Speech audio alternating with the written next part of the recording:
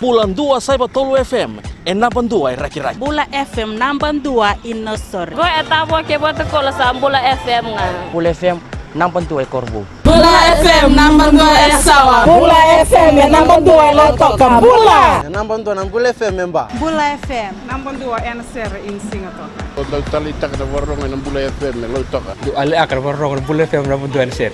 Bula FM 62 NSR.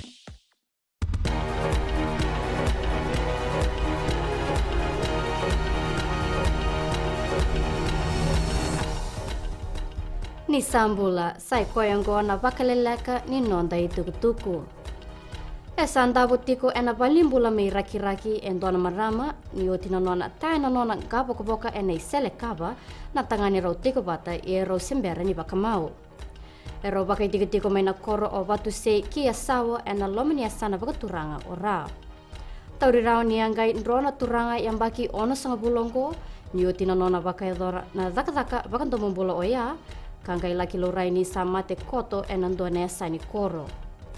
Esa bakai dori ni ko na beisele baka bunyi wai kasa tomani tiko na bebangangai. Esa beiso taki na yada na Pacific Sun mesa Fiji Link baka tiko bumai ene baki vo. Ongoi tiki ni bebe sau esa yado tiko enolom ni kambani mela beti dake kina na kene baka tangen ngende ni bengarabi. Ongoi salamuria tiko ngana bebe sau kayado tiko ena Fiji Airways. Ererai kena matebele wai mai Wellington, New Zealand ni kua endona leoni bunua eliu mai viti kambe takini lambati watina ka leoni bunua talenga mai viti. Esa tori tiko baka besu na tangani ongo. Embe taki ni baka mate watina basu vale ene bakarau kau-kaua ka boroka na lewa ni be tangumaki. Esa kau le subai na ngoi lata kibiti kame mengarabi kina na somate ena moni mada ongo. Kini gitu, erto sa tandu mai kina nonda banua ena bongi na nonda mata timi na Vodafone Fiji Mbati ni oti na nonda to wakai tabi ena soto-soto ni bura-bura. Eliu takiro to mai na kabitani o petero dibuni deba kara taba ki mai beira na leoni banua. Abaka edor birto na benga rabi baka banua ena nonda to tabaki. Eka dibuni deba ni ndona baka dengu binaka be koe ongo o ya me baka dengu ena gito ni bura-bura.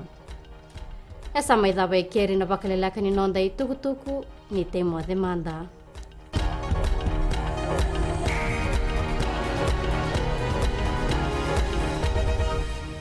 Ito singa to kando talita na warung na Radio Fijuan na station yalmutua. Ando talita kana warungan ando may viti. Ako na koro na talita. Mandau talita kini na warung Radio Fiji 1. Keto talita ka na Radio Fiji 1. Na Radio Fiji 1 and daw talita ka talanga Singapore. Station ni Matchdo Binatia na Radio Fiji 1. Kapokan Beyan. Na Radio Fiji 1 nandu mai viti na bonga ni BNN.